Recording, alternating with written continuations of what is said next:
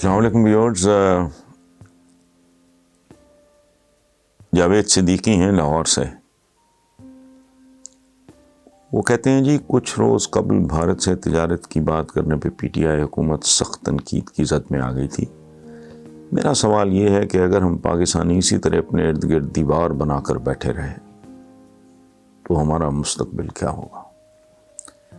جاوید صدیقی صاحب، آپ کے سوال کا جواب آپ کے سوال میں ہی پوشیدہ ہے۔ میں صرف ایک چھوٹا سا اضافہ اس میں کروں گا، اور وہ یہ ہے، آپ مستقبل کی بات کر رہے ہیں، آپ کا حال کیسا ہے؟ آپ کا پریزنٹ کیسا ہے؟ مجھے ملک کے اداروں کے بارے میں بتائیں، مجھے حکام کی اخلاقی حالت کے بارے میں بتائیں، مجھے عوام کی اخلاقیات کے بارے میں بتائیں، مجھے بتائیں دنیا کی وہ کون سی کجی کمزوری بدصورتی ہے جسے ہمارے معاشرے میں عروج حاصل نہیں ہے؟ کون سا ایسا قابل نفرت کام ہے جس سے ہمیں دو ٹوک الفاظ میں روکا نہیں گیا اور وہ ہم کر نہیں رہے؟ آپ مجھ سے پوچھ رہے ہیں، میں آپ سے پوچھنا چاہتا ہوں، مجھے کوئی سمجھائے، مجھے کوئی بتائیں کہ یہ کیسے ممکن ہے کہ مسجدیں آپ کی چھلک رہی ہیں، لبالب بھری ہوئی، جمعے کو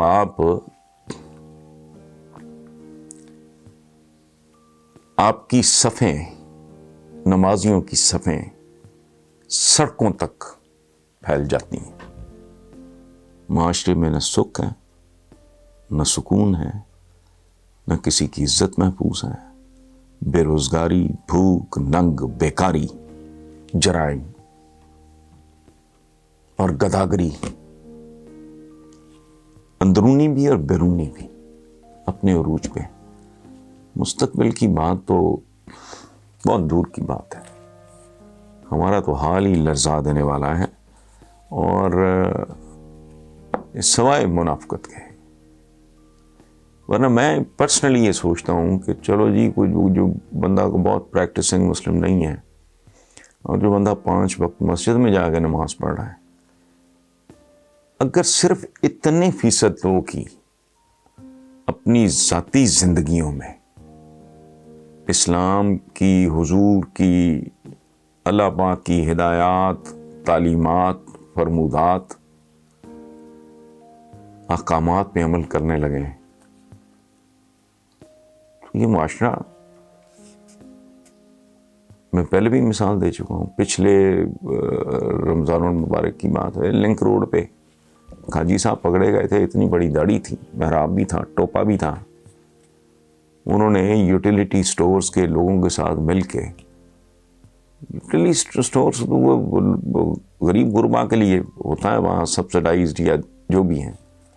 انہوں نے وہاں سے منوں کے حساب سے چینی پکڑے گئے تھے، اور وہ ہر روز افطاری بھی کراتا تھا 5، 10، 15 مزدوروں کو،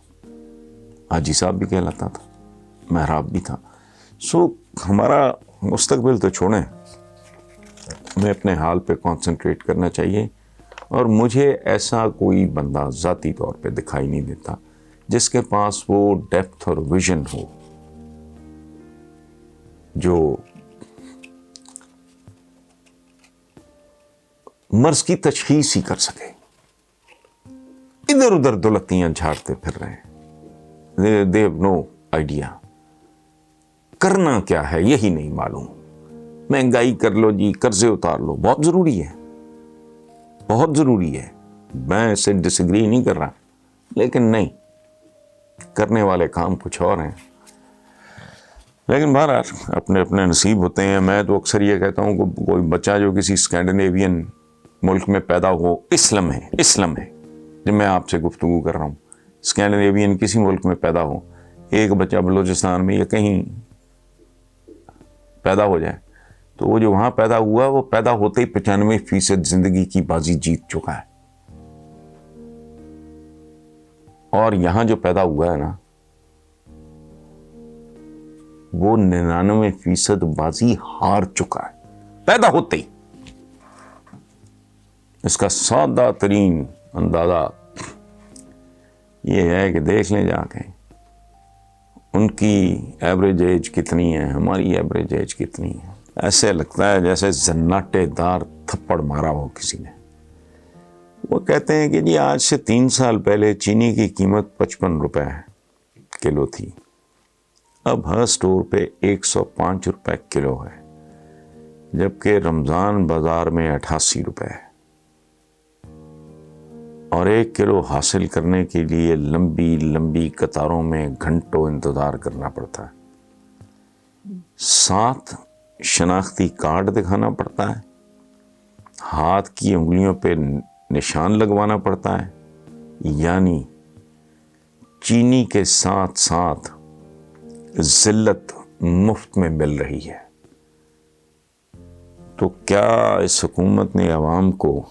ضرورت سے کچھ زیادہ ہی ریلیف نہیں دے دیا؟ اب عثمان احمد صاحب، سچی بات یہ ہے، میں اتنے خوبصورت سوال پہ کوئی تبصرہ کر کے اس کا مزہ برباد نہیں کرنا چاہ رہا۔ آپ نے ایک مکمل بات کی ہے جس میں اضافے کی گنجائش کم از کم میرے بس کی بات نہیں۔ Thank you very much.